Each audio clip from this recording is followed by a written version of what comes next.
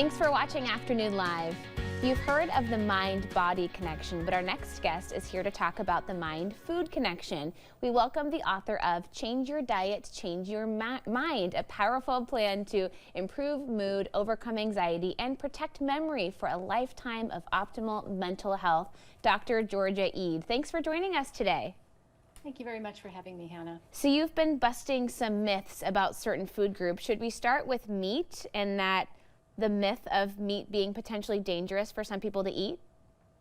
Yes, this is one of the biggest myths out there. So it turns out that when you look at the actual ingredients inside meat, that it's actually very good for you. It provides every nutrient we need in its proper form, including many that are difficult or even impossible to obtain from plant foods. And furthermore, it's incapable of causing unhealthy blood sugar spikes like so many other foods can.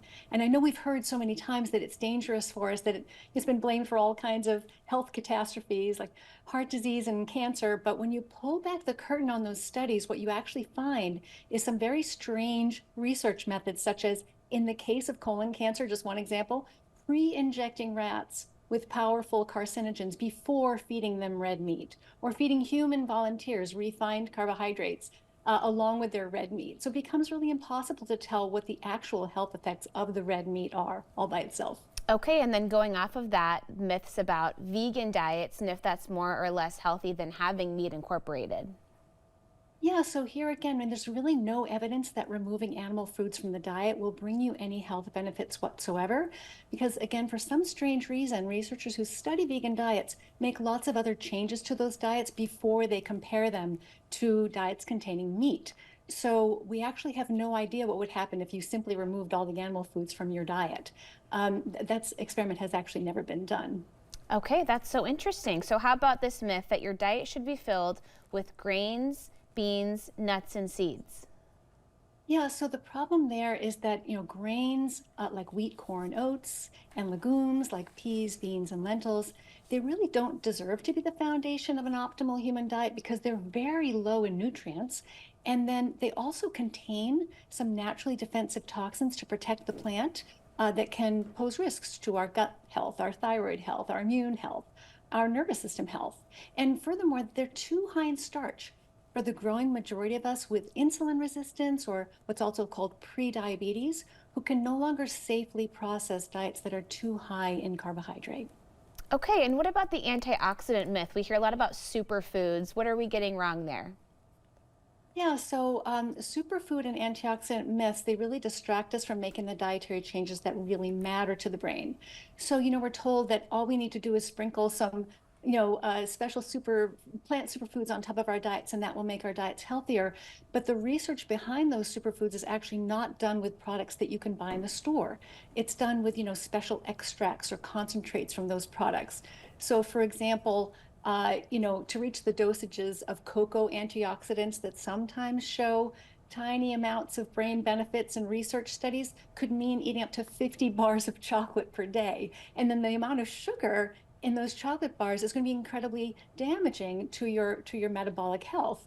And if you're getting unhealthy blood sugar spikes throughout the day, you're going to be gradually chipping away at your healthy brain metabolism and actually paving the path towards all kinds of mental health problems, including Alzheimer's disease. Are there other foods that could also be potentially harmful to our mental health? Yeah, so there are actually a few fruits and vegetables. Fruits and vegetables are very different. Each type is very different. Some are much healthier for us than others.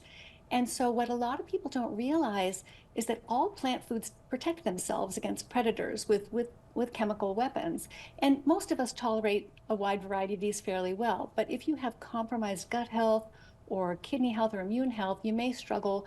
And I do point out that there are a couple of groups of plant foods that I think would be best avoided if you're concerned about optimal brain health. And these include the nightshades, things like tomatoes and eggplant, and flax seeds and cassava root. So the types of compounds that these plants protect themselves with actually can damage the nervous system, especially in sensitive individuals. That's so interesting. I wouldn't think that any plant would be something to maybe potentially avoid depending on what you're looking for. Do you find that people sometimes are just overthinking what their adding or subtracting from their diets, and we should just kind of simplify things and go with those ingredients that we know? You know, it really is about whole foods principles, whole plant and animal foods, avoiding all the ultra processed foods, the added sugars, the flours, the syrups, the crystals, and the vegetable oils, which come from oil refineries, the so-called vegetable oils, things like, soybean oil and sunflower oil and canola oil, removing all the ultra processed foods and focusing on the whole foods. And the other part of that equation, which I think a lot of people don't know about, but would be really helpful to know, is that keeping an eye on your blood sugar and insulin levels is not just about diabetes anymore. It's also about protecting your brain for a lifetime of optimal mental health. That's a great place to start. Hey, thank you so much for spending some time with us today. It was great talking with you. Thank you very much, Hannah. We'll have more on our website at katu.com. We'll be right back with more Afternoon Live right after this.